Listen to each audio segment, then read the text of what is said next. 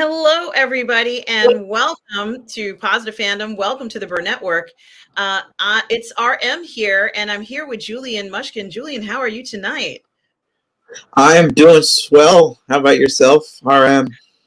I'm doing great. I am so glad to be here with you, Julian. This is the third time that we've met to speak about this incredible series called For All Mankind. It's going to be our season 3 review, and we're doing a season 3 review. This is going to be the last season before season 4 starts next Friday. And starting next Friday, you and I are going to be reviewing every single For All Mankind episode. Oh, I can't wait, Julian. I can't wait. This is so exciting. Thank you so much for doing this review with me, Julian. It's always a pleasure to have you here.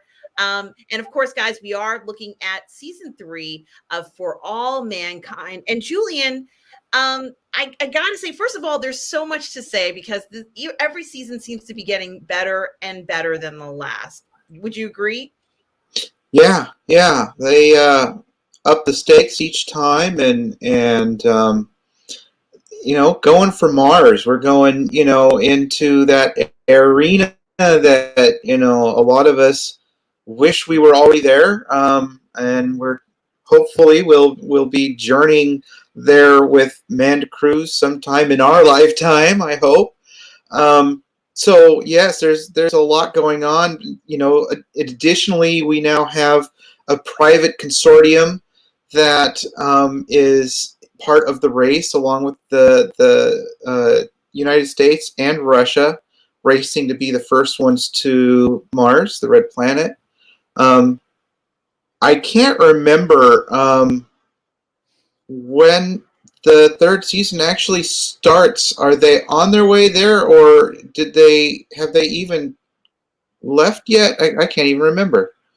Well, I can refresh your memory. Please do.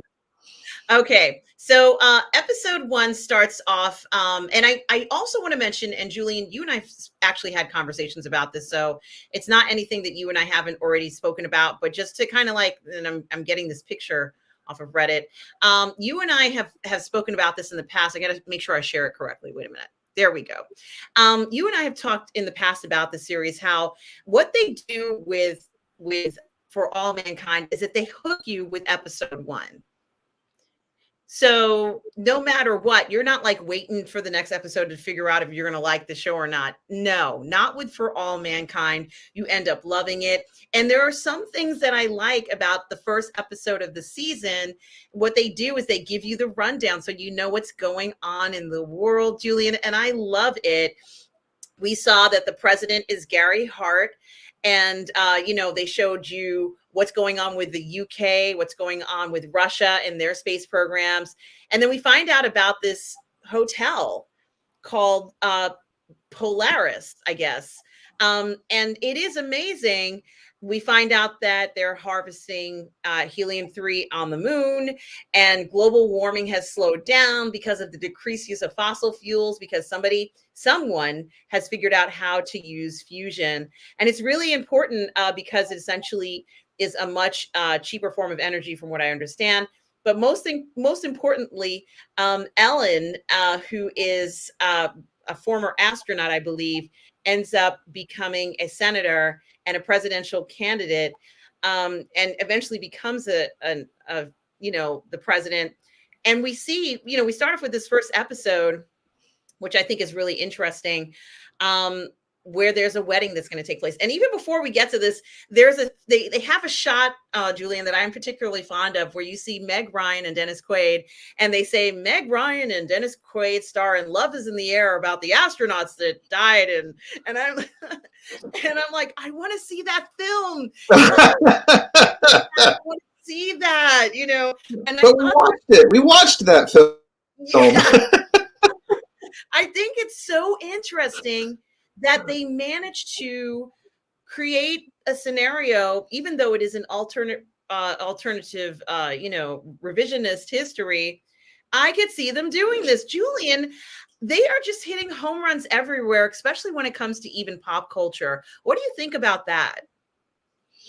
I think their read on how media would be, and how the alternate timeline would kind of respond to a lot of these things. I thought it was pretty spot on. I was still amazed that Ellen is in the position she's in, running for the Republican spot as the president, given her background. Yes. Her yes. So that was, it was just like, it's one of those things where you're like, you're just, the tension of what's going to go wrong this time, something's going to go wrong this time, and so yes, we have this hotel, which has been put together by, we find out that Ed and his wife have divorced, yes, or Yes. separated, yeah, Yes. divorced, and he's like on his second or third wife, and because usually what they've done is gone about 10 years further along between seasons, and she has, his ex-wife has partnered with this billionaire concern to build this hotel Polaris in orbit around Earth, and a lot of their family are there. And who is it? The son, the eldest son of Gus and Is it Gordo? Gordo and Tracy. Right, Danny Yeah. Stevens. Yeah, so he's getting married, and they're all up there for the nuptials, and of course something goes wrong. Yeah, exactly. And of course, as you mentioned, oops, I didn't mean to do that. Karen has created a successful business with this hotel, and it's remarkable and it's very different. And I don't want to see it. I tried to stop these ads, but Oh, I yeah. share it properly. And I have the picture of Karen with the hotel. Is it here? Yes, it is. Okay. And certainly Karen has really come into her own as an entrepreneur, as someone who understands the space business. She really is someone who is capitalizing, just like private companies would, on space and its allure. And what a way to popularize this hotel than to have Danny have his wedding here. Julian, it's a wedding in space. Yes, it's pretty exciting. Although there's a bunch of tension because Danny and Karen had a fling, and so we find out that he's still actually got feelings for Karen. So that's kind of awkward. Yeah, it becomes awkward because, it's okay to have feelings for somebody, but maybe not okay to kind of like show up to their house in the middle of the night, or, Yeah. like knowing that they're not giving, have the same feelings, or maybe the relationship's over, but you won't take no for an answer, which what Danny is essentially doing. And, Yeah. it's made things so uncomfortable for her, generally speaking, even though he is doing very, let's say, having a successful career. I'm going to say having a successful career despite the challenges in his life. It certainly doesn't make things easy for Karen, who is trying to, make something out of, her life, and has this new husband, as you said, Julian. She's very happy. She's ready to go on with her life. But it is very hard when you show up to someone's wedding and that song that, oh my goodness, it was creepy, wasn't it, Julian? Yes, it was. It was. We also find out that Danny, because of what happened with his parents, because of his life living and his upbringing, and also his issues with Karen, that he's developed addiction issues that he's been having to fight, and is supposedly sober right now, but who knows how long that's going to last. And this is something that will rear its head later on, when we, at the least fortunate time for it to rear its head. So they're setting up all this stuff that's going to play out later on in the season. Yeah, and I almost dropped my jaw when I saw that, what this hotel was like, because there's this video game, and I know we're not talking about video games, but there's this video game. It's actually my favorite video game of all time, and it's called Lifeline. And it's a PlayStation 2 game. And it says survival horror. It's also known as operator side. You play as a person who, and you can see the circle in the background. You play as a person who's on a hotel. It's New Year's Eve, and you're at a hotel in space, and all hell breaks loose. And you're able to handle it, but somebody has to guide you through the station. And the person who guides you through the station is you, like the person who's playing the game. And Right. this reminded me so much of it. This episode reminded me so much of this. And I said, I bet you they played Lifeline. I bet you they played Lifeline. I don't know. Maybe it helped. Maybe it helped the writers as they were coming up with this stuff. They were like, "Ooh, hey, we could do something like this." Yeah.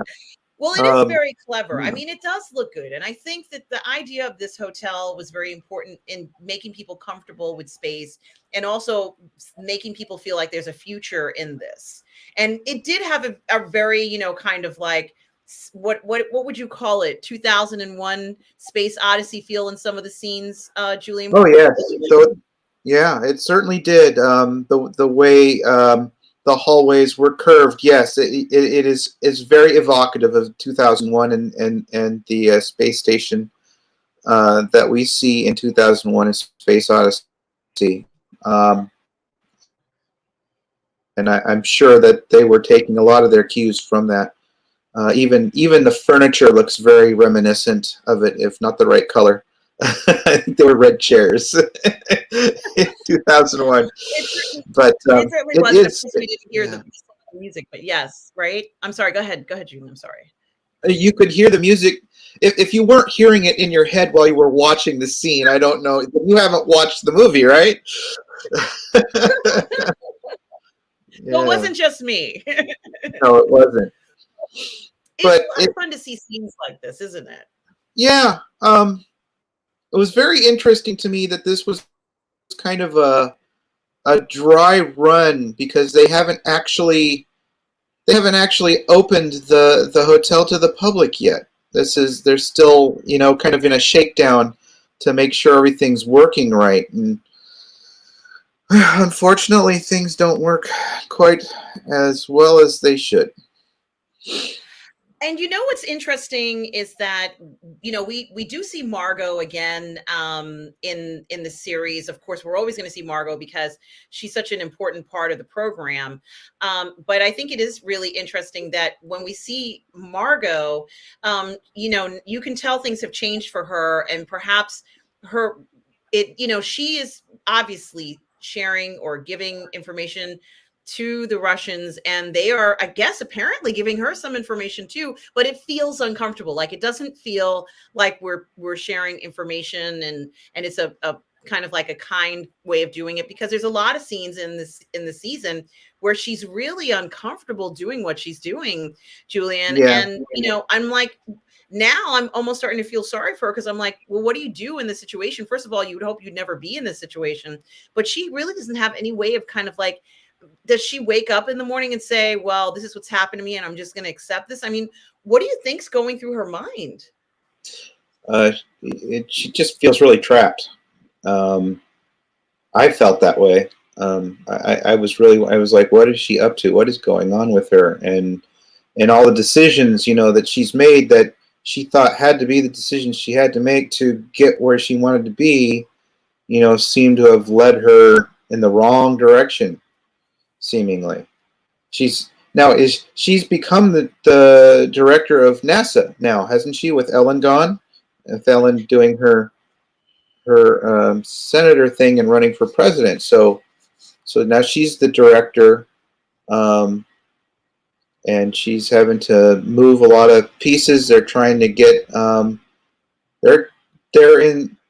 trying to get everything going for the mission to Mars.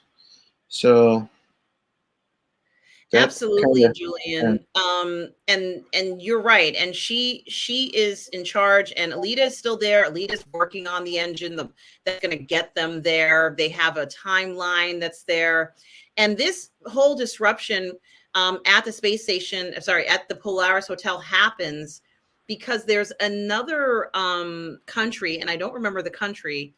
They have an explosion and there's space debris. You know, it could have been anything that caused this, right, Julian? But it just so happens that in the story, it was space debris from an exploding rocket or something in space that flew towards the yeah, it hotel. might have been Korean or Chinese. I can't remember, something like that. Exactly. And unfortunately, what it means is that they have to kind of evacuate this beautiful hotel. And you can tell it's absolutely stunning. They, you know, it looks very expensive, and it's a beautiful hotel. But unfortunately, what really means in this particular case is that it's an accident that can't be overlooked. And I think that, you know, even looking at it from the sense of, you know, how do you handle a situation of going into space where people are still very uncomfortable? They're not 100. The average person at this point in the story, I'm guessing, Julian, because this is a big publicity stunt for Polaris, and the average person is not comfortable flying up into space and staying there. I mean, what do you think, Julian? Do you think that's the sentiment that people have at that time? Uh, I think they're at a point where there are some people who are willing to risk it because it's something they want to do. It would be the same as the people that we have that want to, you know, go up into suborbital with Amazon, or with, you know, or with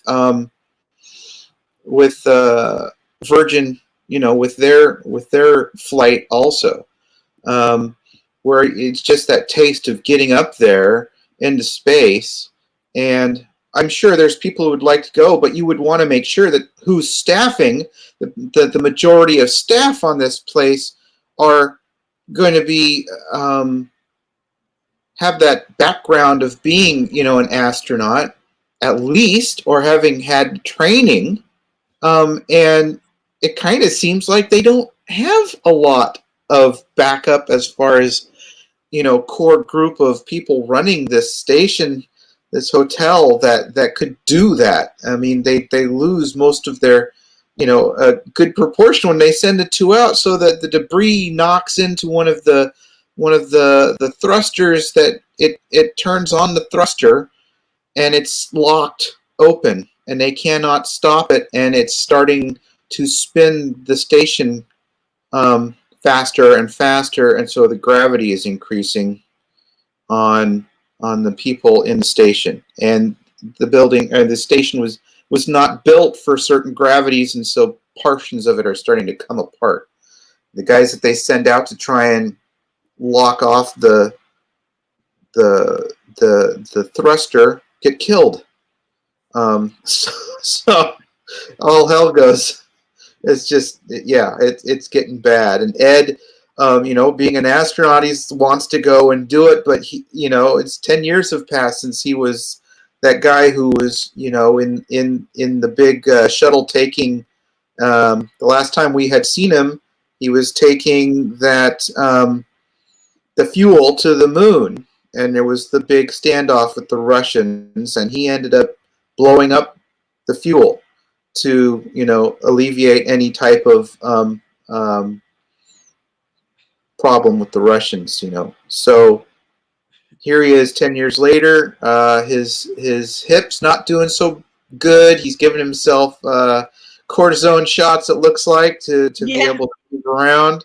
Yeah. And so he ends up getting injured because of the increasing gravity, and Danny ends up having to go out and repair or stop the thruster from going. But, you know, by that point, a lot of that place is just falling apart. So, yeah, I mean, it turns out that this event that was supposed to be, you know, I guess a feather in their cap, ends up being, you know, quite a disaster, and, you know, causes the, you know, fortunately Danny saves the day. And it's, I don't know, honestly, I don't know how he did it. But thank God he was there. And he, of course he doesn't want to die, but of course he wants to go out there and make this right and save everybody. And I have to give him credit for this because, of course he is an astronaut already and he has experience, but Julian, this was incredibly dangerous what he was doing. Yes, you almost get the feeling that he knew it was as so dangerous that he would probably die doing it, and I think he kind of was trying to do that because he was kind of in a quandary emotionally about what where his life is going. So I think he was his decision to go out there and do that was probably somewhat put on this. He knew that he's having a hard time with his sobriety, and I think he was kind of hoping that he might get killed. Oh my I think. God. Yeah, that's how I felt about it anyway. No, I'm glad you said that. I hadn't thought about it that way. And I think it is very interesting that you brought that up because I wouldn't have thought about that. I think honestly, what I was thinking was that he himself was just trying to think of, he only had Karen on his mind. And, I know that sounds odd, but I got the sense that that was true, even though he's getting married to somebody else there. Why is this not sharing? Even though he's getting married, his wife is there. She's a beautiful young girl. It looks like, they have all the hope and for the future and everything, but there felt like there was this, shadow over his wedding, like it felt very uncomfortable. And that's not how you feel when you go to weddings. Usually it's very, joyful kind of situation. And I didn't feel that way at this, watching this one, although, these almost everybody who attended was a who's who of the astronauts of that time. And, they're incredibly professional anyway. So you weren't going to see any odd behavior from an astronaut, but, I almost felt like, surely they must have sensed there was something odd about this wedding. What do you think, Julian? Do you think they had that sense, or do you think they just were completely, because Danny apparently had some issues in the past, we don't know from episode 1, but he did have some trouble in the space program. Do you think that the general sentiment towards him is that, oh, he may be trouble. Trouble may find him. Yeah, I'm sure that there were those who were hoping perhaps the his drive at being sober was going to help, get him back in. I can't remember exactly what his status was with the space program, but it occurs to me that another reason he was so quick to want to go out there and take care of this is that there's that thrill factor, of doing the dangerous thing that has to be done. And he'd been grounded for a while, I think, as far as for his work with NASA. And so for him to see an opportunity to go out there and put himself in harm's way, which he was probably doing a lot. I'm almost kind of surprised that Psyche Valves didn't, peg this on him, early on in his career. I was really kind of surprised that he was, given what they talked about in his behavior. I was like, really? He's still in NASA? It's like, how is this happening, right? But, I mean, apparently there's been lots of other things that have happened with astronauts past and, that we didn't know were going on, with them. And so they're not superhuman. They are human, just like us. They have their own issues. And, this is a space opera, a space soap opera. And so we're getting it all. We're getting all the soap opera stuff. We are. And of course, I want to say hello to Tom Jr. Jackson, our moderator, and good friend. Tom is a part of the Burnetwork family. Tom, it's always a pleasure to see you. Hope you are well tonight as we are talking about season 3 of For All Mankind. Guys, we are talking about season 3. We are wrapping up all the incredible things that have happened in season 3. And it was a big one because next week is going to start season 4, where Julie and I are going to be reviewing every episode every Friday night. So, Julian, Danny Stevens goes out. He, like you said, Ed wanted to go with him. He couldn't. And we see Danny, go out there, and it's really, things are flying all over the place, and he's just barely. That part where he had the wrench in his hand, I thought for sure that was going to go flying somewhere, but he managed to do it, and he saves the day. But it is at a cost. And, of course, this particular situation where even though he did manage to save lives, and this obviously is going to make him into, even more of a household name than he was before, it does mean it's very detrimental for this Polaris hotel that Karen has put so much of her life. And unfortunately, in quite a tragic turn of events, she ends up losing her husband. It's terrible, Julian. This is like one of the worst things that could happen to anyone. And she has to somehow handle this. Julian, she finds herself in a car on the way to the owner of Helios. What did you think about Kev and this character? Well, he was certainly,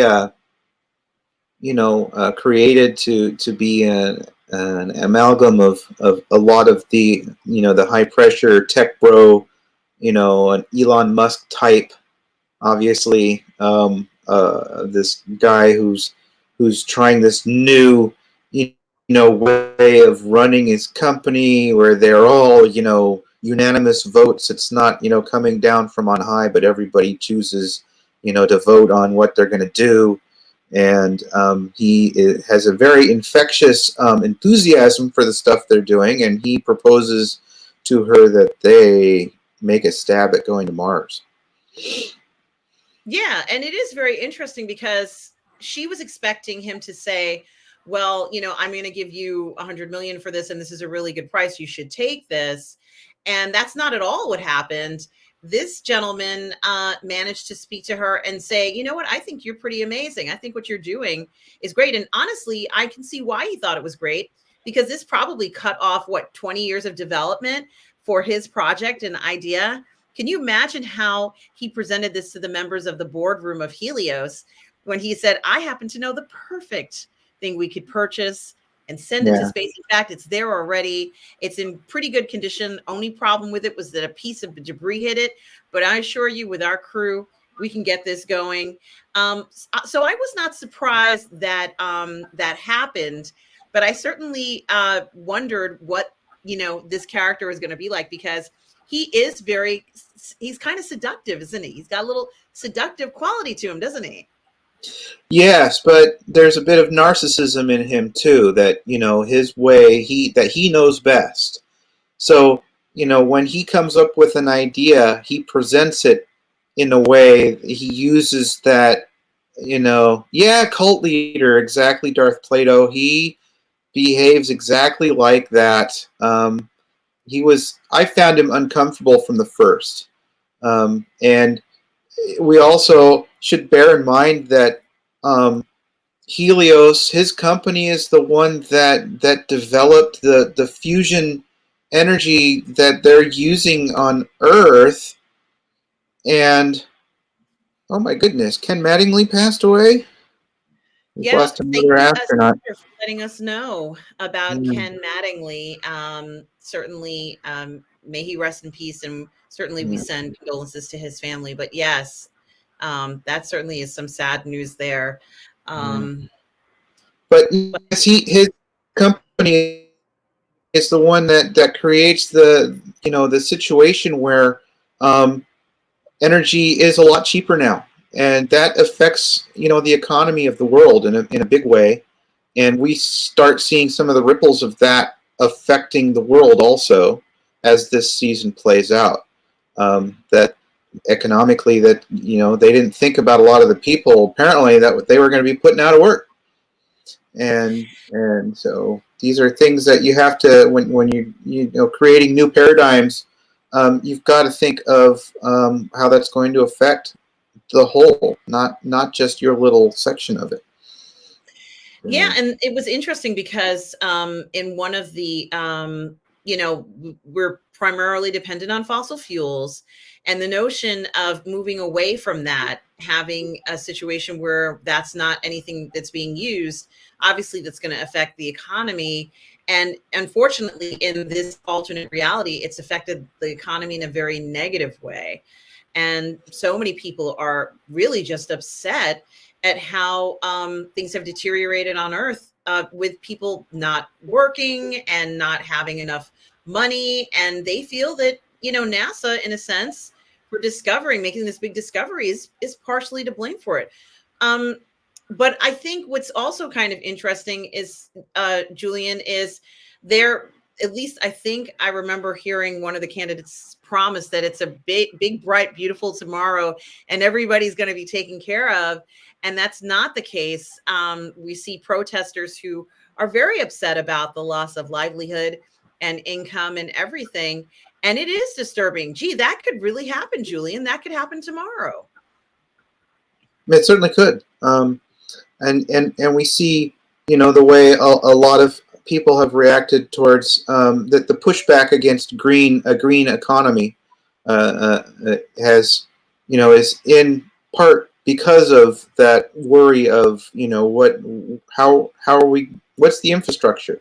Where is the infrastructure, and what's going to happen to a lot of these people? And look at all these ways that the current, green power systems fail in certain instances. We won't get into the total politics of the situation, but it's true. It could happen right now, and they're showing us how, they're giving us a chance to see and perhaps think about things, and go, oh yeah, we should think about that. We really should. Now, like you said, there's people there's groups that are starting to protest some of these things, going, why are you going to Mars when we have these issues that we have to deal with here?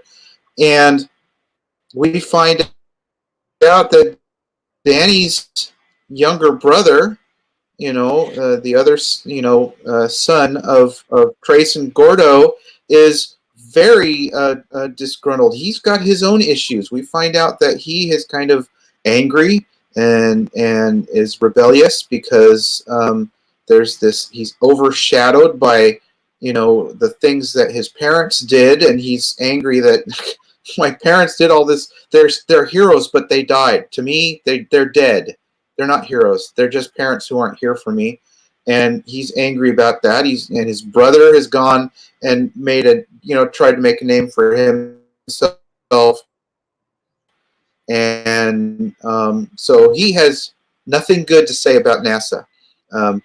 And he's very disgruntled, and this kind of makes him, eventually we'll see, he is kind of prey for those who would like to use him in their plans.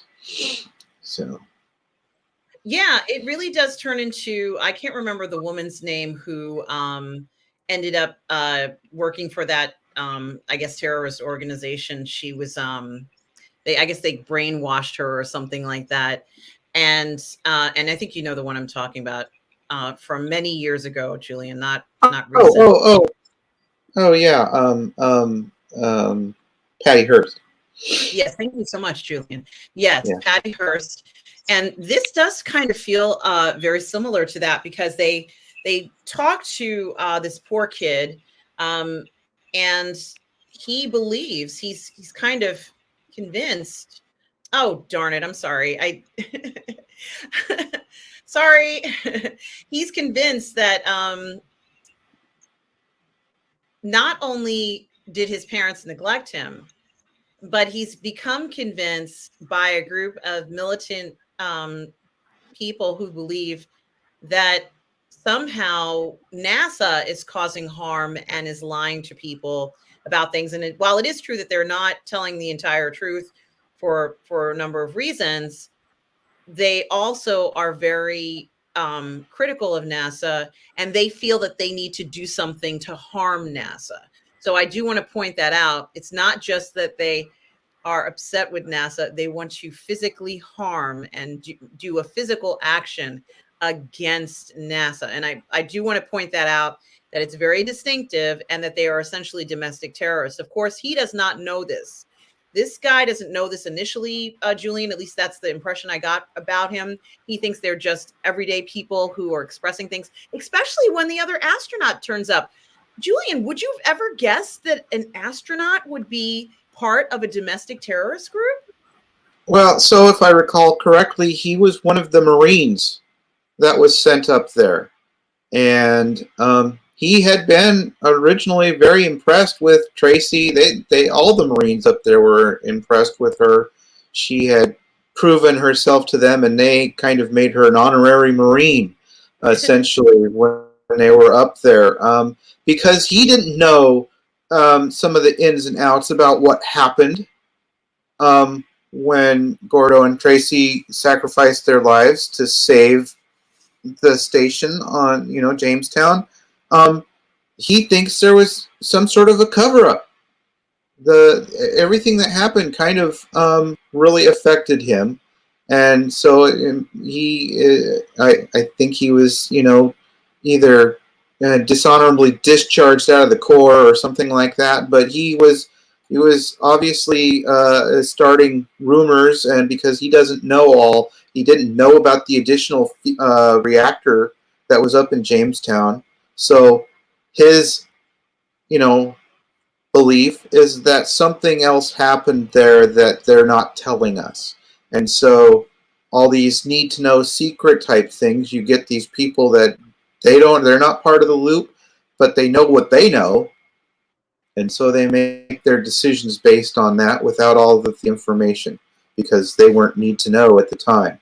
And so, of course, he starts these, conspiracy theories about what might have happened on the moon, and that NASA's not telling us everything, and what's going on, and they're hiding stuff from us. So, and I guess similarly to Margot's situation, where she's kind of she's become a target because she's kept to herself and kept herself not getting involved in other people's lives, so she becomes this target. Similarly, the isolation that this young man feels has made him a target as well, because they know he's lonely, they know he's vulnerable, right. And his sister-in-law is not able to tell these people to get the hell out of here, you guys don't belong here, I'm going to call the cops. She's not that type of an individual who doesn't see that something's wrong going on. So I think it is very interesting that although she does bring it up to Karen once or twice, it's not exactly, she herself is not necessarily paying very much attention to him,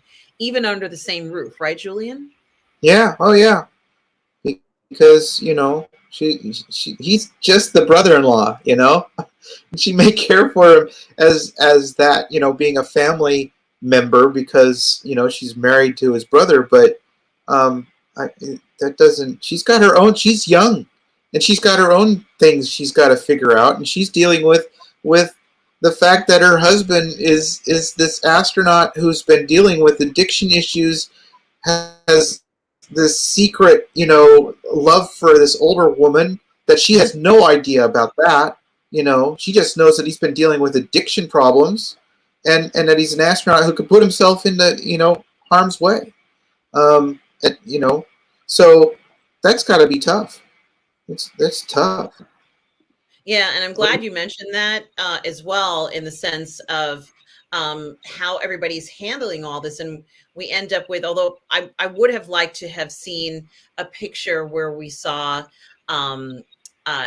Poole, but this picture kind of ends up representing a very interesting scenario, because both Ed and Danny are in NASA, and Poole, whose name comes up a lot because she's such a talented and qualified astronaut, comes up a lot in the sense of who's going to lead the mission to Mars for NASA. And Molly is in charge as the person who picks the next astronaut. Even some of her power, somehow there's danger of being supplanted, if you will. But eventually they both end up on Helios's roster in a very not surprising fashion, when Danny kind of, I guess, I can't remember the exact details. I don't remember if Poole was picked to be in charge, and then, this is what happens. Ed is chosen for the mission to Mars for NASA. But when Molly leaves, they change it to Poole, I guess, being in charge. And then Helios offers Ed the position. And then Danny's in NASA and he messes up because he gets drunk or something. Then he ends up Helios. So it is quite ironic how this whole thing turns out, with so many of these NASA astronauts ending up working for Helios. And Helios is recruitment. I'm like, they headhunt people here, Julian. Like, I've never seen such serious headhunting. What did you think about that? Where it's like, it seems like every 5 minutes somebody's got an offer from Helios. Well, it was very true to form. The private sector has more money to offer, and it mirrors how we have military people who are being recruited out of the military to go work for private concerns because they can make more money that way. And so we've had that type of thing going on. Now, I haven't really looked into what like SpaceX is doing as far as whether they're just training and recruiting totally new astronauts for their situation, or if they started with astronauts who hadn't some of them originally been NASA astronauts already, right? I think some of them have been. Yes. Yes. So it's kind of probably the same thing, Yeah, it's interesting, Julian, because I think that a lot of the dynamics between who is going to lead the mission, because you have, in this particular case, two incredibly qualified astronauts who both want to be the lead, but there aren't enough ships for each one of them to be the leader. And it seems in a sense to have worked out very well for Ed, because not that he ever had a problem with Poole. It's just, it seemed to work out very well for him because now he could be the leader in the Helios project. And then, of course, between the Russians, you have these three incredible groups of people who are racing to Mars, even though Helios set a date that was 2 years earlier than what I think NASA was going for. So things end up changing quite a bit with this dynamic. And certainly, things are still very uncomfortable for Margot, who's being pushed and poked more and more by the Russians about, well, we need something else from you, excuse me, we need more information. We need this. And yes, we're having trouble with this component. And what did you do to make it work? That type of a thing. And she has been very adamant that, whatever information she gives them would not be military, but it's still allowing the Russians to stay, at parity pretty much with what NASA's doing. The other interesting things that we have now, do we find out now in the third's going because of the radiation she received when she saved that other astronaut on the moon? And so that's affecting her, and she's going to have, I can't remember if at the outset she makes people aware of this or it becomes something that everybody finds out about. And that pretty much grounds her, and that's why she ends up becoming the head of astronaut program at NASA, which even though she's losing her eyesight, she becomes very good at. But we see her dealing with, being very aggressive, trying to find therapies that might stop her losing her eyesight, and some potential therapies that early on could have blinded her a lot faster or could have even killed her. Her husband, says, I'm going to leave you if you go down to Mexico to do this, type of a thing. And she decides not to because he's more important to her. So she's dealing with that. We also find out in the interim that Ed and Karen, when they were still together, had adopted a daughter, a Vietnamese girl who was a refugee from the Vietnam War, which apparently still happened.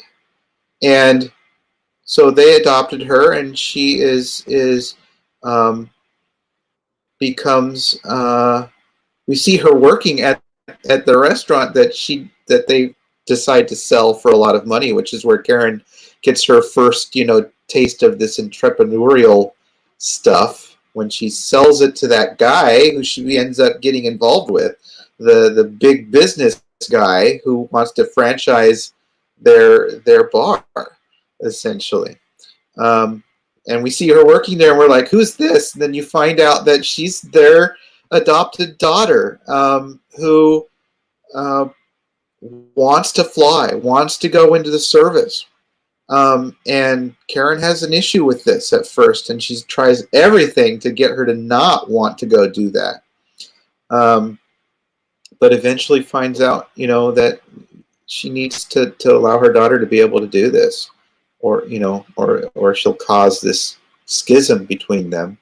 And they're able to talk, and she's able to tell her why she's so worried about her going, into this service that, she was so tough for her when she was married to Ed during the Korean War and never knowing if he was going to come back. And so here's this daughter that they've had to try and, salvage the raw ends of what happened when they lost their son.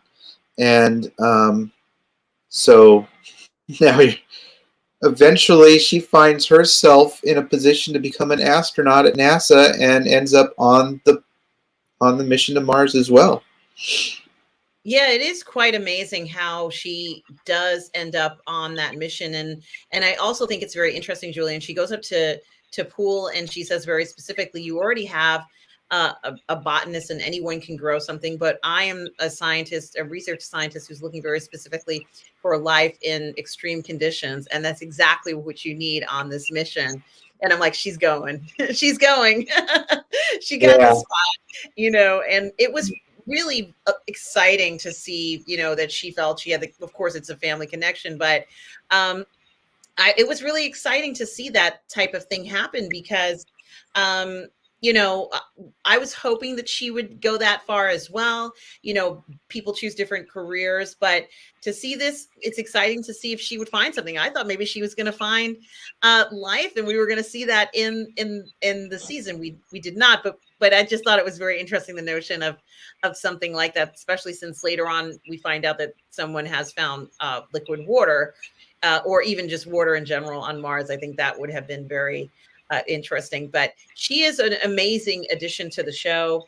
And certainly we do see her in the beginning. She's working in Antarctica, I guess, is one of the locations. Somewhere on the poles she's working very hard on her research projects. And you're right, she gets onto the mission. And initially, Julian, it feels like all three of them launch at the same time. I don't know if that's true or not, but they had to go for the window, right, Julian?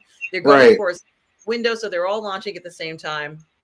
And when I say the three, I mean the Russians, the Americans, and of course Helios, the private industry ventures who are going to Mars.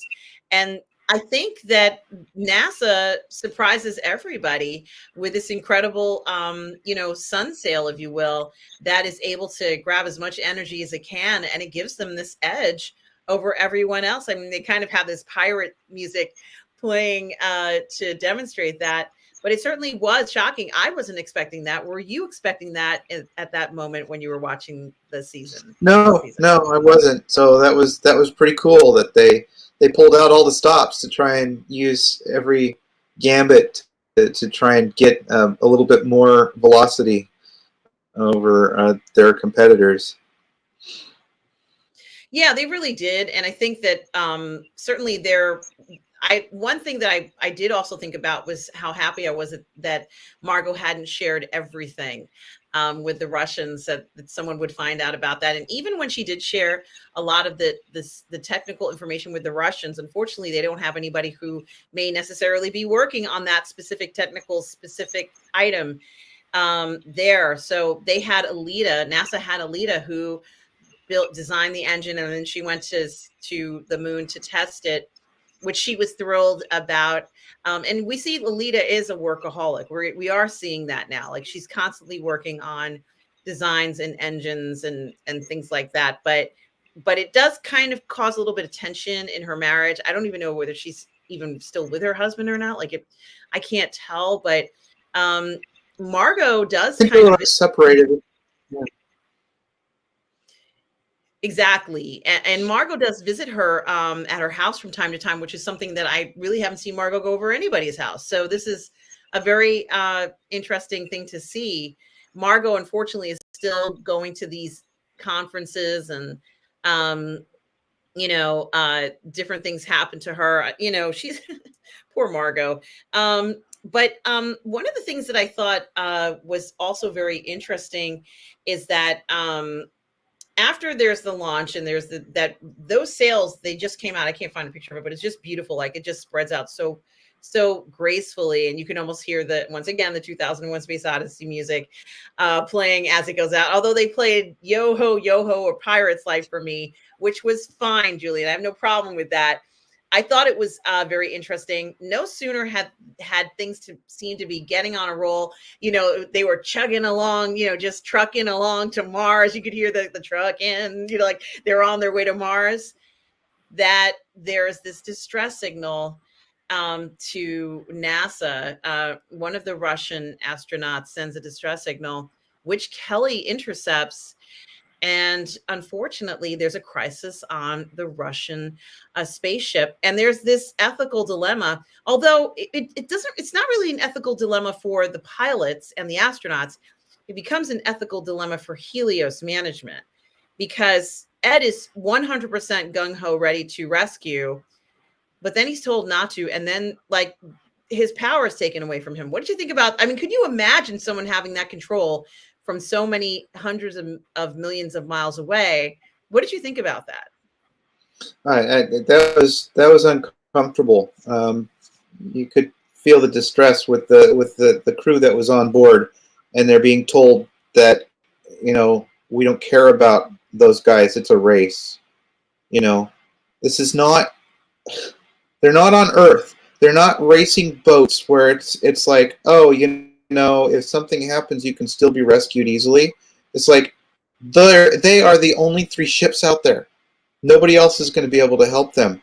And that law of, this is part of the problem with a private concern, which hasn't, he hasn't had to play by the rules.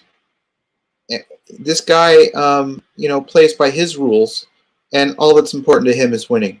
And you can see how that ethos is very bad for the morale of the crew. They want to help, and they can't. They have to figure out how to take control of the ship so that they can try and help out.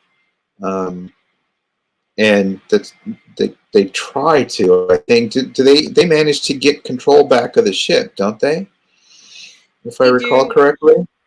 They do. Fortunately, one of the guys, and I think in this, oh dear, come on, in this photograph that I'm trying to show, but I'm having difficulty. Oh, here it is. Oh, I don't know, it's so dark.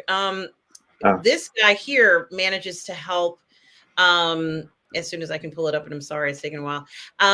He manages to help the Helios crew get control of the ship again, but it is kind of like a nail-biting moment, because up to that point, it really felt like they were almost like a ghost ship, or someone else really did have control. And that was really, just so threatening for a pilot. And Ed was very clear about how he needs to have full control here from now on, but it was a little too much, too little, too late, as, NASA ends up, having to stop, or essentially what feels like stops their chances of being number 1 on Mars. And as the president, and I can't remember the woman's name, the former astronaut, she says, something, rescuing people is more important than winning a race. That's what she says. Those lives are more important than winning a race. And I said, yeah, that is true. I think that some of those people who were in the audience in Helios, not only were they being pressured by Dev to go along with him, but they were not the right people to be asking to make a decision like this. You know, like that shouldn't Right. have been on every shareholder's shoulders. Like you shouldn't get an email saying, so hey, do you think you should? No, you shouldn't get those kinds of emails. No. Yeah. So yes, so what also happens though is because they had engine issues, they had problems with their reactor. The Russians did during the they make the evaluation that they have to evacuate the ship. Um, and unfortunately, at one point, there's a collision between the ships, and they lose at least one or two NASA astronauts when the rescue goes kind of haywire. Um, One of the astronauts, though, that survives is the one that had contacted Kelly on the NASA ship, and they began to kind of have a bit of a romance. That's right, Julian. Not only do we have, I kind of wrote it down. Um, not only do we see, first of all, we're seeing very different things in space. We saw two people having sex in space. They have sex in space. And the answer to the question of, do you think they can hear us having sex? The answer is always yes, they can hear you. Because in Yeah. space, apparently you can hear people have sex. You can't hear the screaming out, but you can hear the sex part.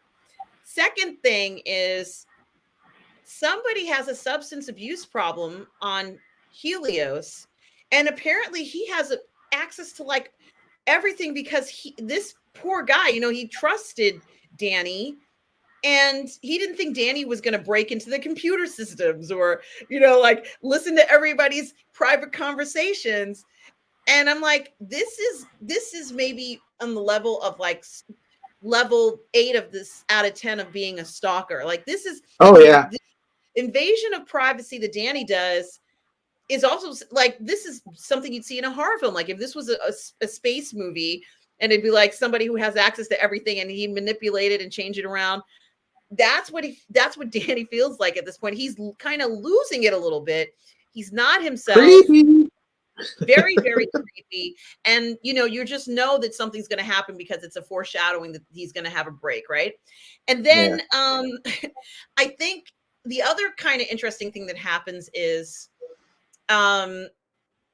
you know, there's the point where they all get to Mars. You know, when I say all, I mean Helios, I mean NASA, which is now combined with Russia because the Russians are on the ship with the Americans.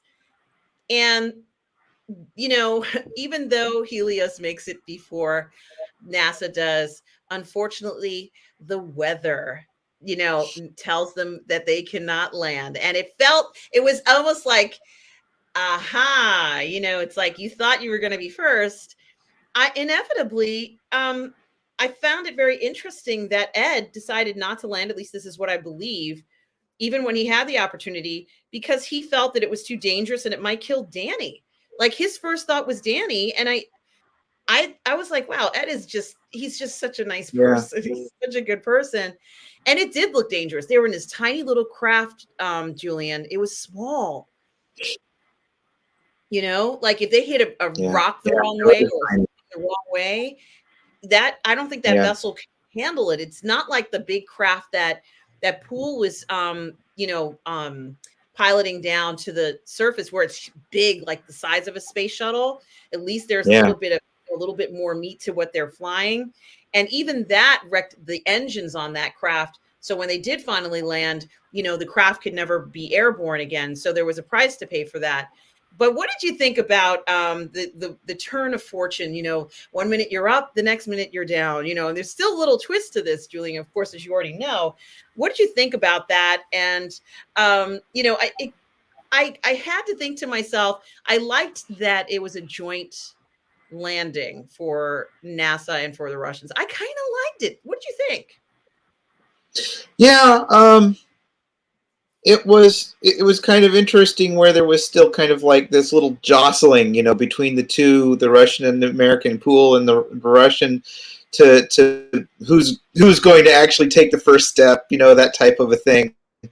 And of course she's like, "Hey, you hitched a ride on our ship. I'm the first one out," that type of a thing. So that was true to form. It was very interesting seeing Ed being so cautious, considering what they had set up in the previous seasons, where he had complained about, we weren't, adventurous enough. We didn't take the chances that we needed so that we would be first. And so you find yourself thinking, oh, is he going to be foolhardy enough to chance it? And, what's going to happen? So you're worried about that.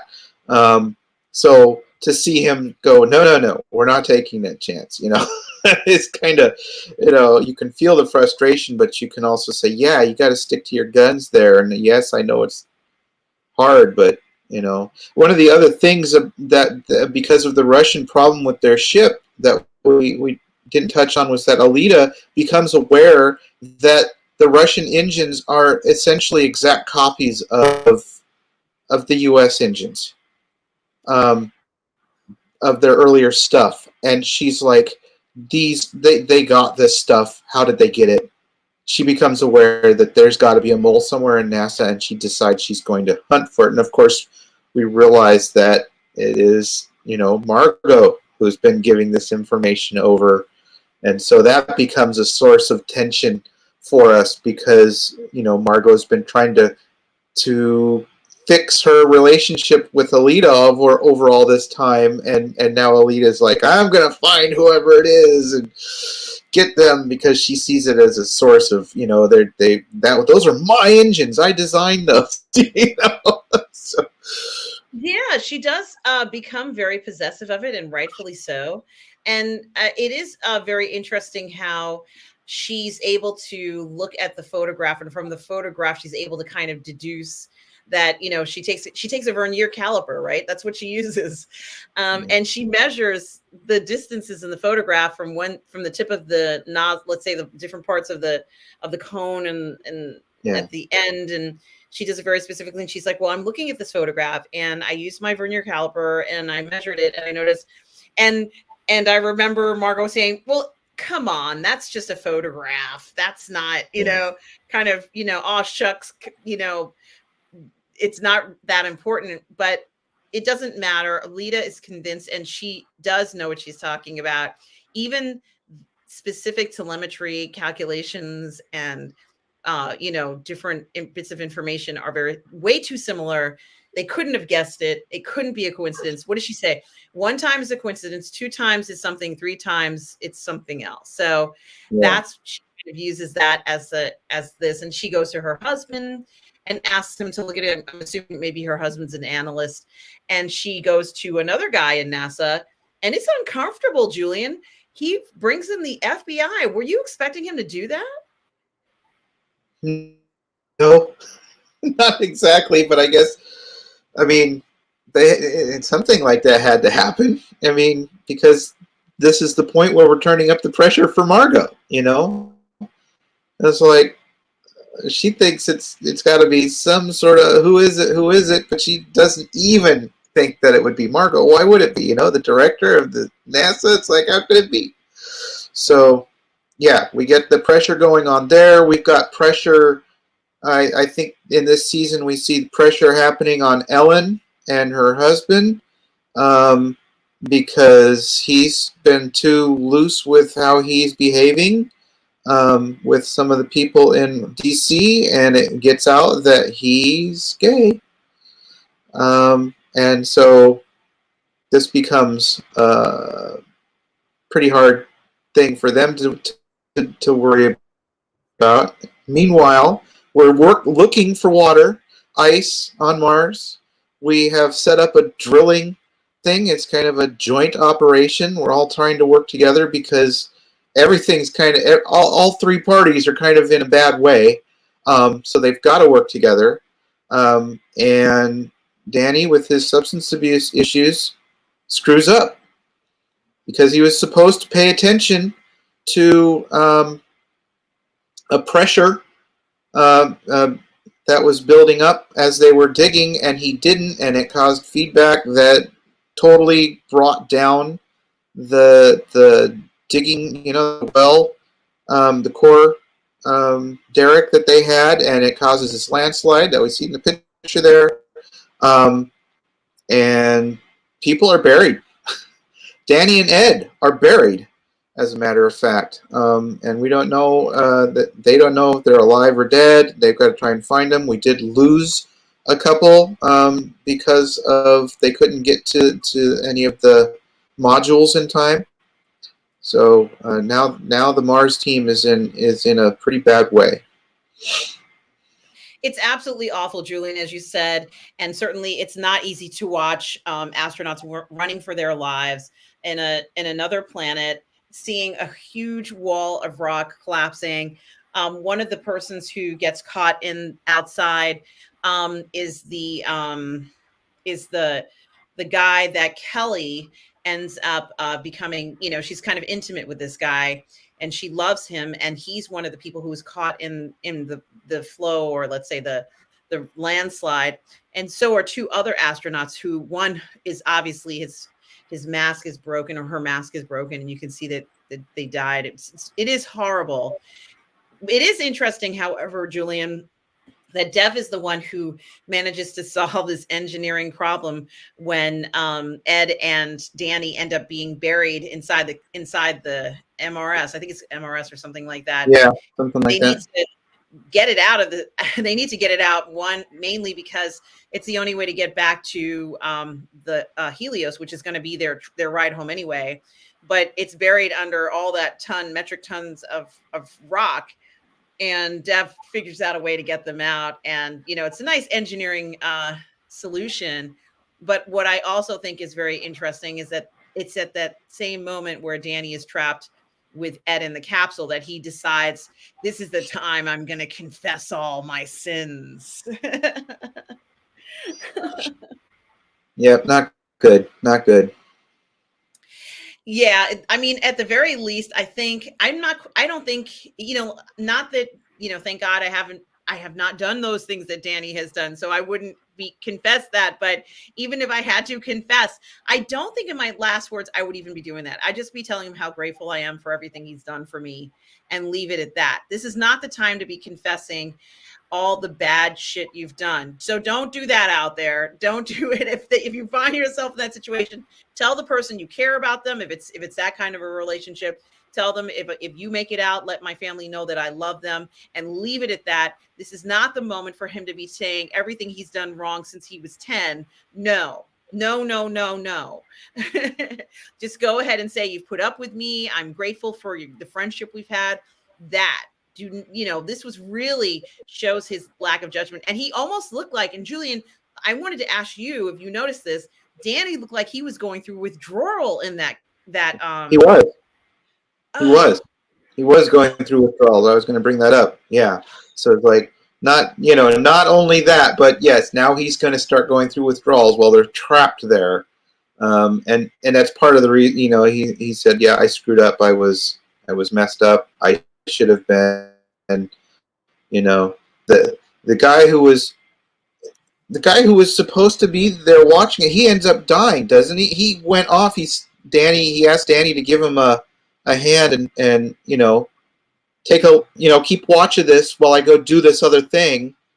And Danny messes up and don't they end up losing that guy, the other guy, and he was being blamed for it. Yes. For the accident, and then Danny has to confess, no, it was me. It was my fault.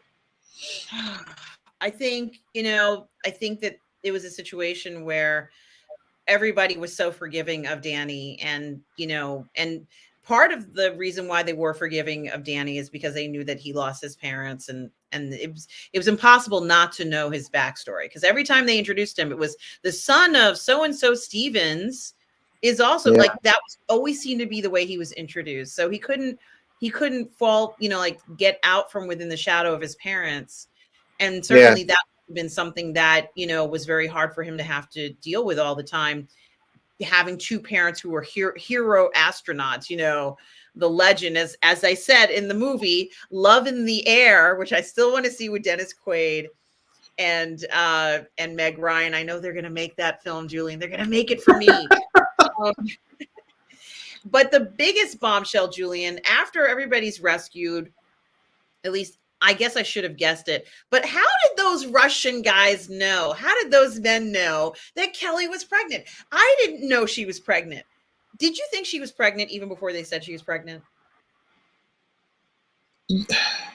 I can't remember if I was starting to kind of. I may have been.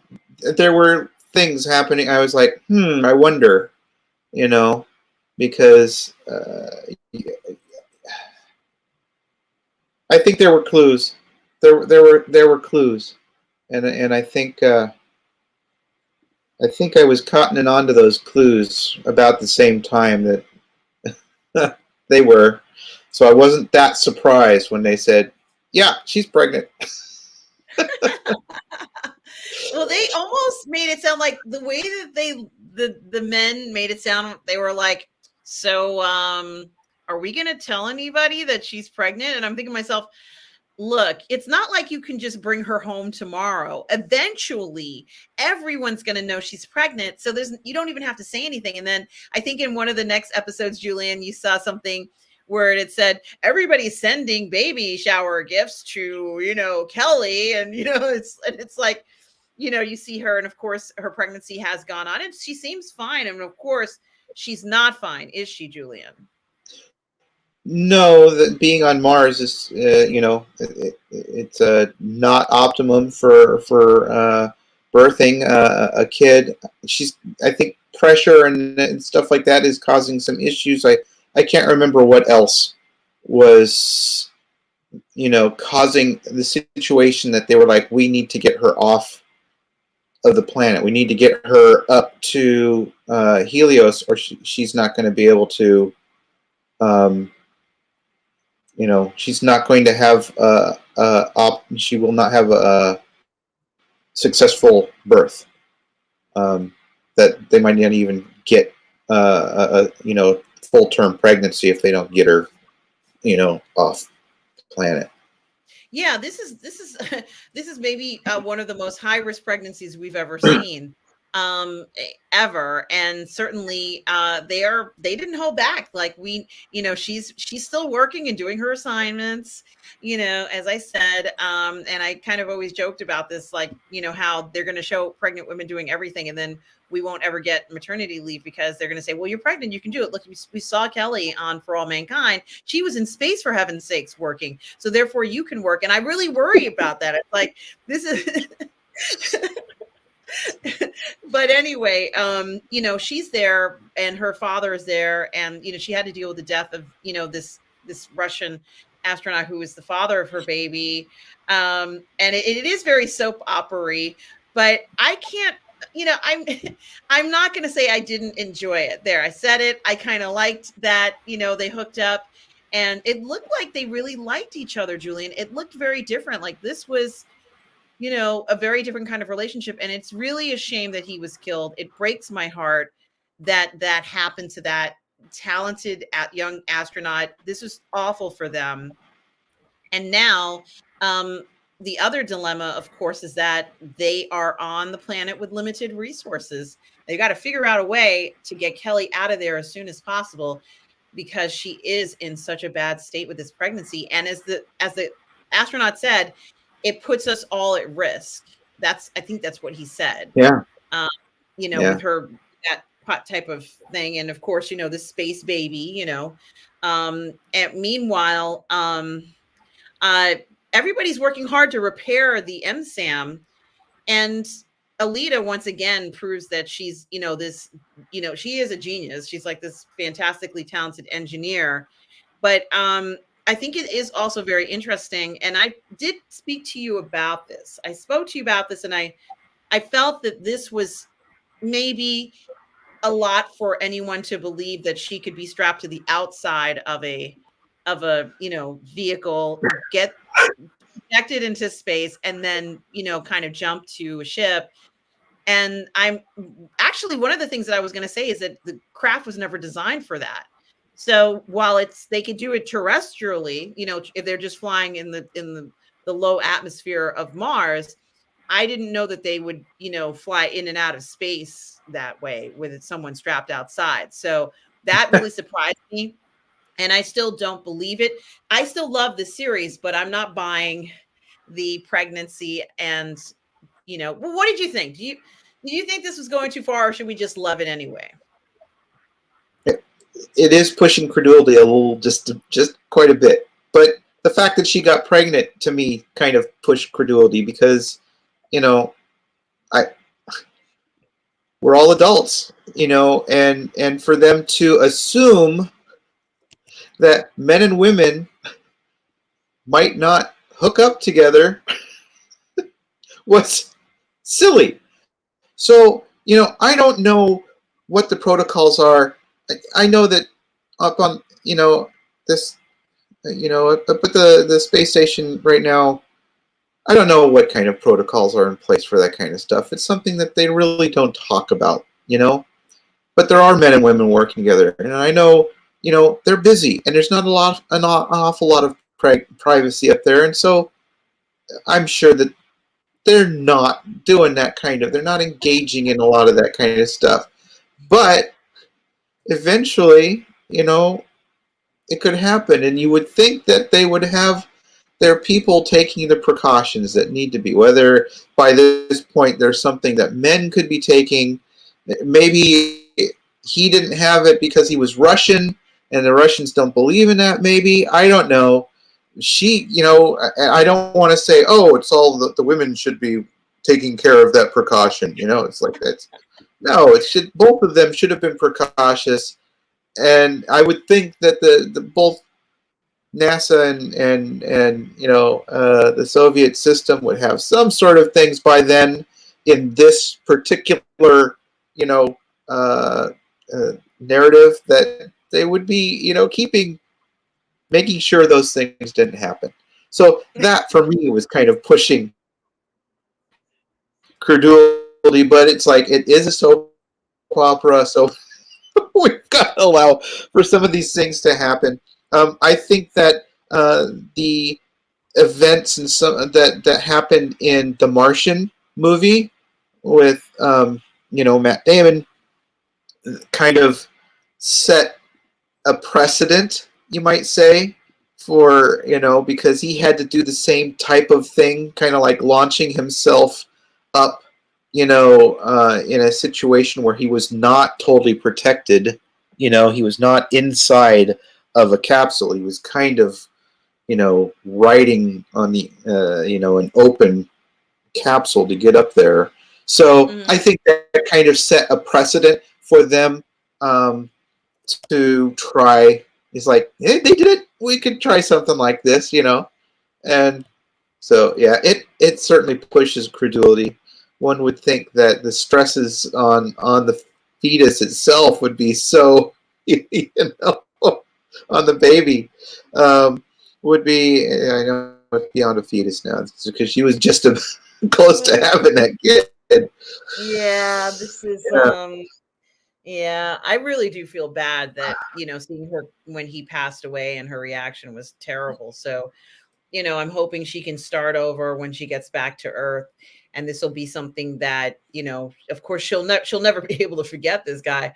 But also, Julian, before, let's say she even got to the part where she was traveling, on the top of the LSAM, there was a separate, very interesting part of the story. And I certainly was not expecting to see that there was someone who had actually gotten to Mars. At least this is what I get the impression of what they were saying, is that he got to Mars before all of them. Is that correct, Julian? Yes, that's the assumption. I can't remember. Ed and the Russian commander go on a mission to, I can't remember what they were looking for exactly. They were looking for parts to add to the LSAM so that it had been damaged. So, and they were the Russians, sold a lot of their tech to to different other countries, and they was compatible, so they needed that. It was like a motherboard or some kind of They thought it was an unmanned. Yeah, they thought it would have been an unmanned capsule, but we find that the North Koreans had sent a man without telling anyone. And so here's this guy who's been there longer than them. He was the first human on Mars, but and he's got a gun, and he's and Ed only knows. Of course, they don't know what frequency he's on. Once they finally get him, they're able, and take him back. They manage to get the one up on him and get the gun away from him. They take him back, and he knows some Korean because of his time in the service fighting in the Korean War. And so he's able to communicate a little bit with him. But yeah, they have to announce that, we're not the first ones here. It was so satisfying to see this. And what was even more remarkable was that he didn't have any contact with anyone. So he didn't know anything about what was going on. And then you saw as they brought him into Pathfinder, I guess, maybe not Pathfinder, but wherever he was, when they brought him into NASA's ship, and he was able to talk to his family. And that felt so good, Julian, for him and his family to see him and see that he was alive. And, I just thought that what a great place it had turned out to be, especially for someone like him, where he was so alone, Julian. But fortunately, who knew that his capsule would end up being space jail for Danny? Who knew? Yeah. Space jail. I don't know what else to call it, Julian. I don't know isn't that what it is? Or does Danny get a time out? Like, what is it? It's, he's we're going to bring you food every other week. Like, they don't even want to be around him. So I thought that was very interesting, Julian, that, somehow they're going to reuse, they're going to recycle here on Mars. And it's the perfect place for Danny to be alone with his thoughts, and obviously not to self-medicate at will or to read other people's personal messages and honestly, like, intimidate the poor IT guy. He's like, so what's the password? Huh? What is it? Like he was very like, oh, okay. But, something had to be done about him. And, I also was going to say that it was heartbreaking to see what happens to Karen. Yeah. All sorts of that group manages to get a bomb close to NASA, and they use Danny to be able to figure out, to get there. And, Alita's finding out, that she discovers that it was Margot, and she's like, oh my God, and she's going to have to turn her in. And Danny finally realizes he made a big mistake. And so, yeah, he finds Karen, and instead of going to find somebody who could probably help, she decides to try and take care of it herself, roughly. And then it's like, oh, we go off. And it is huge. It's basically a fertilizer bomb, kind of, like what was used in Oklahoma City. But this one was a lot more powerful, I believe. And it just carves out a huge crater. And we lose Margot, at least we think. We're led to believe that Margot was killed in the blast. We do see that Karen ends up dying. Molly leads people out of the debris and the destruction, but goes back in to help, just like some of those rescuers at 911 at the World Trade Center. She goes back in to help more people and ends up dying as she's trying to save them. So she dies a hero. And yes, this is all pretty tragic. I don't recall if at the end, does Ed know? Do they know on Mars what happened? Yeah, what happens is Danny tells Ed, and she goes, Danny, something has happened at the Space Center. There was an explosion, and Karen was there. And she does tell him, and he finds out. This time he knows right away what happened. There's no delay. Mm. Because remember, that was an issue the last time, whether or not to tell him about his son. So this time they were I not going to make that. couldn't remember how far it went with the thing. Yes. I couldn't. Yeah. So It was heartbreaking seeing what happened in that regard. And I know personally I was shocked by the fact that Gordo's son was involved in that too. Even though they manipulated him, I still was very shocked by the whole thing. Was very shocking to me and unfortunate. And I just, it really is heartbreaking to see something like that happen.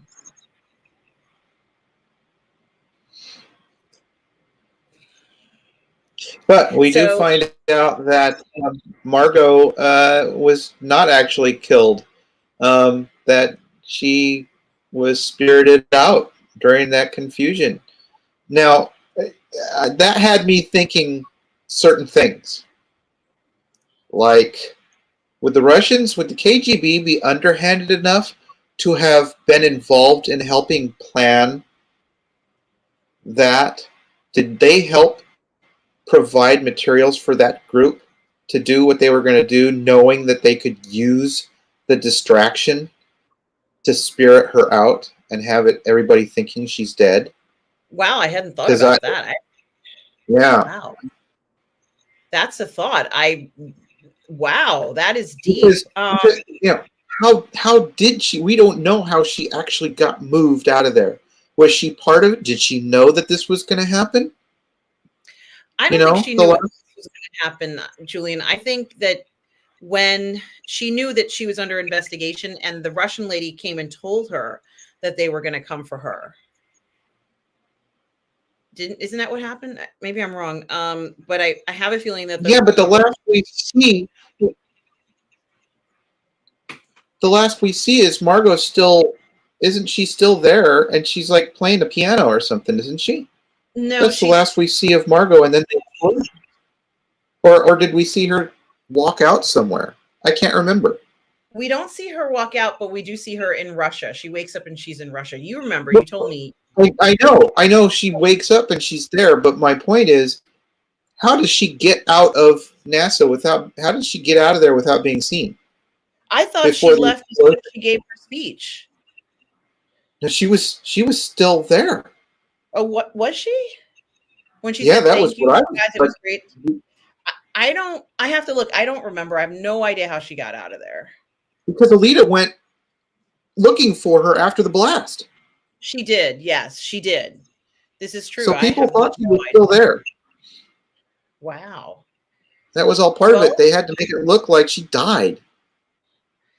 Interesting. God, that's horrible. So how would they have known to get her out right before the blast? Yeah, unless it was a huge coincidence. I don't think it was a coincidence. I think the Russians were, in some small way, I think they were involved. Or a big way. Wow. But they had to, they had to have known something was going to happen.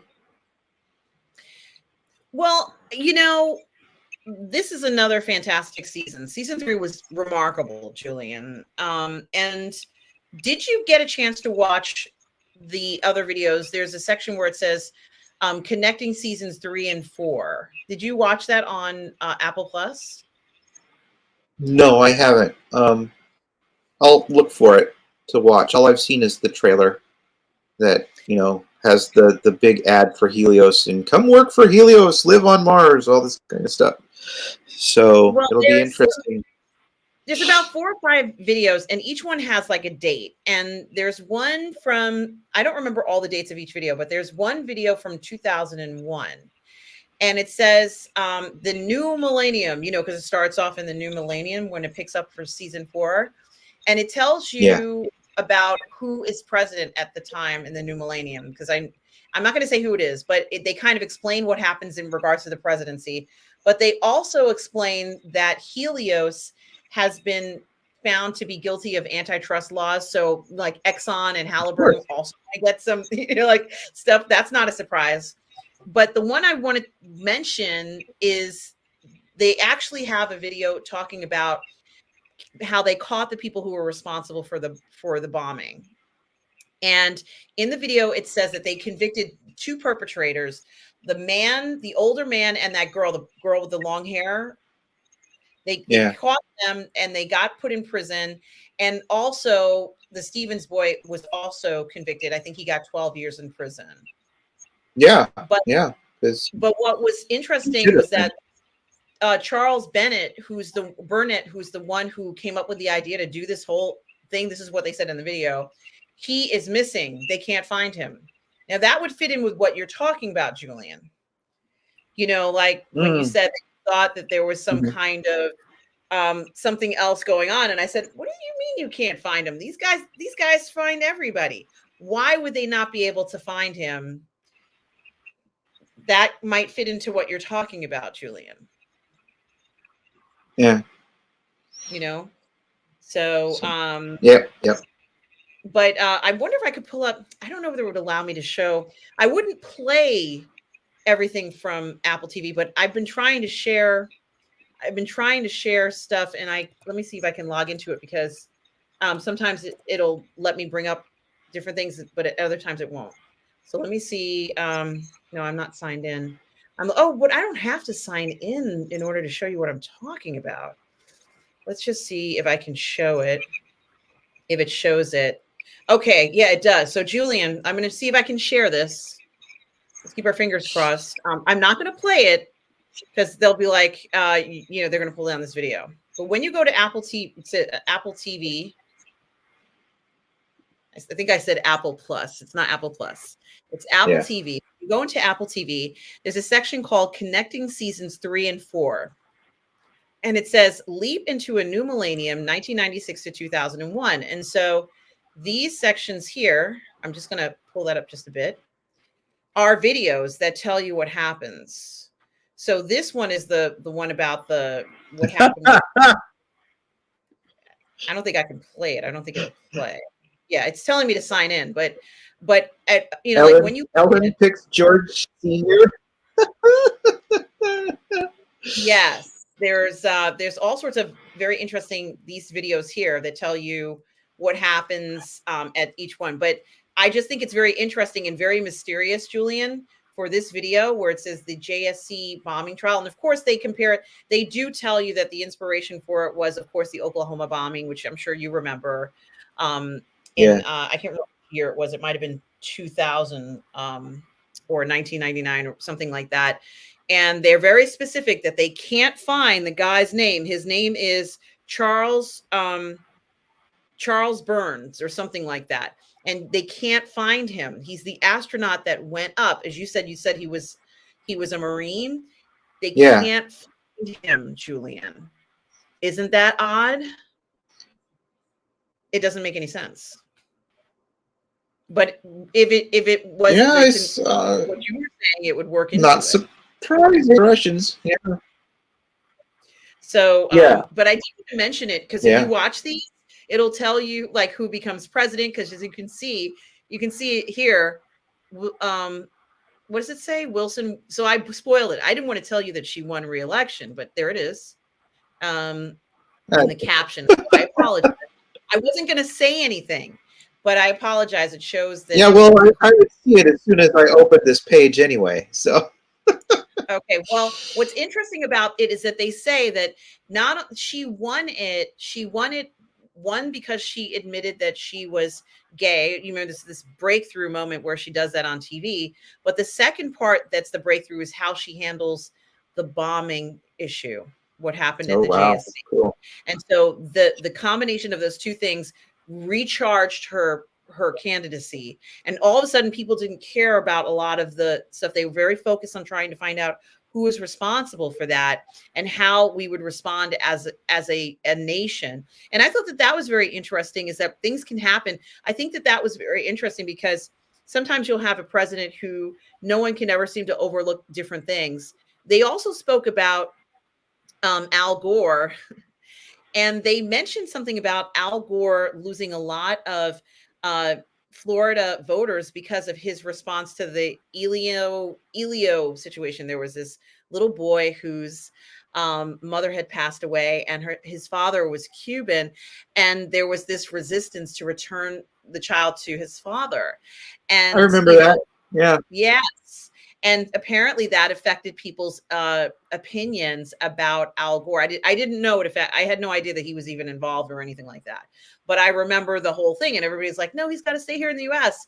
And I'm like, he's literally just across the water. Like, you could just go. But at the time you couldn't. But literally, he's just literally across the water from Miami to Cuba. Like, it's like 30 minutes away. But there was still that tension between the nations. And apparently that affected his presidency, or at least they believe there's a sentiment that that was the case. But I did just want to mention, guys, for those of you who watch the show, you can go to Apple TV. It says Connecting Seasons 3 and 4 underneath For All Mankind. You know, and of course the series premieres next Friday. Julian and I are going to be reviewing the first episode for season 4. Julian, I cannot wait for this. This is going to be just so amazing to see this new season. And certainly, I was going to say, guys, what does it say? Sacrifice season 4? I haven't seen that before. Have you seen that? No. Was that on there before? I said, I haven't gone to this page. I haven't gone to this page to look at this stuff. So I just noticed this. Maybe that's a trailer, you know. But I did want to mention, watch Connecting Seasons 3 and 4. It's very interesting to see how they connect these two things together, how people feel about prosecuting. I wondered if the Stevens boy would end up doing time, you know, and 14 years, and people were not happy that he only did that amount of time, supposedly. But I am very concerned about him. The two brothers have their troubles, but it picks up 10 years later. So there's a jump from, at least that's what they said. It's about 10 years later, Julian. Yeah. I wonder how far things have gotten. I guess the baby is 10, right? You know, all these things that I'm thinking about going forward in the series. And it is exciting. This has really been such a wonderful, wonderful series. And Julian, when you watch these, you're going to let me know what you think about these videos. I watched them a few times because I was just so fascinated by all of this stuff in here and these points. You would think I would know more about that because it's when I became an adult, but surprisingly, my memory is not as good as I remember it, Julian.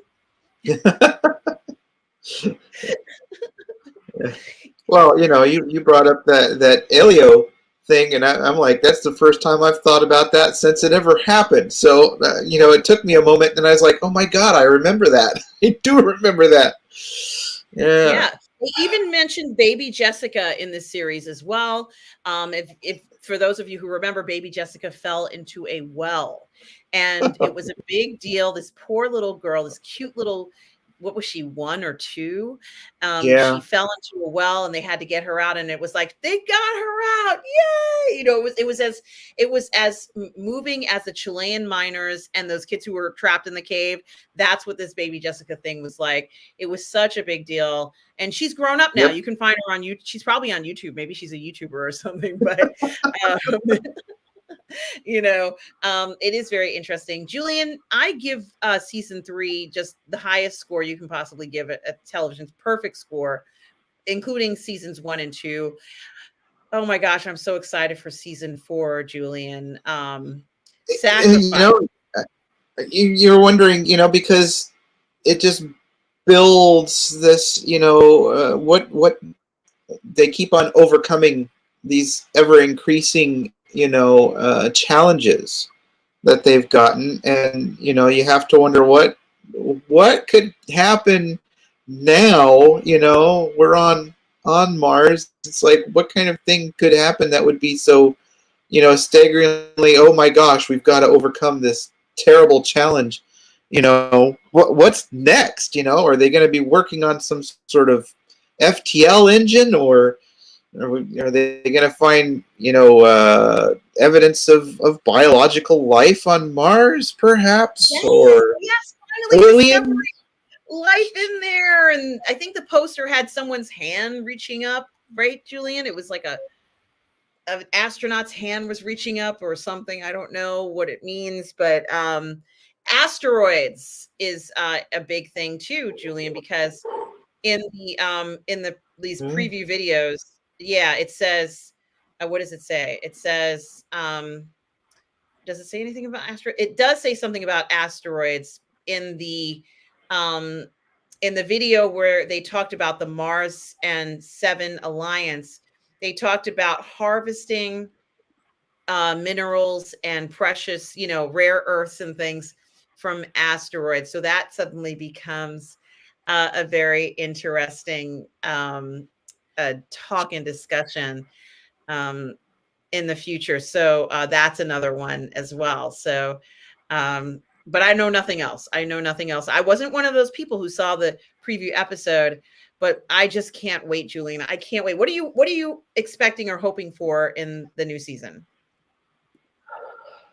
I I could, I already kind of, I kind of, voiced my thoughts on, what would be the next challenge, and that's, I'm just looking forward to it. They've proved that they can, you know, over 3 seasons, they've written continually compelling stories that keep us wanting to know what's going to happen with these characters, even if some of these characters are a little ridiculously old by now to be where they're at. But be that as it may, you know, if William Shatner can go up into orbit, or not into orbit, but at least up in your space, then we can get some of these old astronauts. Ed's probably stuck on Mars. They probably couldn't get him off of there. He's like, I'm not leaving. Well, I think that I asked my mother. I said, "Mom, would you go to space?" She's like, "Yeah, why not?" Of course. Since when do you want to go to space? Like you never wanted to go to space. Now you're cool with it. Why? And she's like, "Well, William Shatner." And I'm like, "But I'm like, hold up." So he had an effect over that age group where it's like, anything's possible. My mother, who's 86, who's probably watching Turner Classes right now and sleeping, feels that she can go into space right now. I think she would find it to be quite relaxing and enjoyable. The weightlessness, I think she'd be looking forward to that. Yeah, so you just never know uh, what people think when they see a show like this. Julian, any last thoughts and concerns, things that you found fascinating about season 3 that we didn't get a chance to talk about that you want to bring up? No, I think we covered just about everything, and I'm looking forward to what they've got in store for us. The totally new stories and surprising stories that we won't, exactly anticipate. That's what I'm looking forward to. New stuff. Yeah, I was looking through my list just to see if there's anything that I didn't read off. And no, I covered everything. And as I said, somebody out there, please make Love in the Sky for me, please, with Meg Ryan and Dennis Quaid, the romance of the Stevens on Mars as they save as that this incredible romance, love in the air, love in the sky, whatever it is. Please make it for me. I am dying to see this show or miniseries, whatever you want to make it. Thank you so much for doing that. I love stuff like that, and of course, I just really enjoyed it. It had that Lifeline reference for me, Julian. I was not expecting that. I mean, I knew they were up there, but I wasn't expecting like, oh, the hotel's gonna free. I'm like, it's Lifeline. Oh my gosh. I wish they had a For All Mankind video game. Do they? Do they have Not to one? my No. knowledge. I don't know. I wish they had one. I would go ahead and play it. Um, so, for those people who are developing it, please make us a For All Mankind video game. I would love that. Um, what else? Yeah, I think that was everything. I think we mentioned everything. I'm just looking at my list to make sure we covered every. Yeah, we covered everything, didn't we? We did everything. Um, it's been an incredible discussion. Yeah, what an incredible series, and I have to say this is it keeps getting more exciting, and certainly let's hope we don't see an episode with the infant in the little thing and they have to push the infant. Let's hope we don't get one of those you know. Space baby. Let's hope Yeah, I'm sure. we don't. I have a feeling that Kelly's going to be, inundated with the celebrity of being space mom, and having the space baby. I bet that's something that they're going to deal with. Interesting. Yeah, because we already had what was it? Space wife. Yeah. So now, Yeah, the space couple. Yeah. Yes.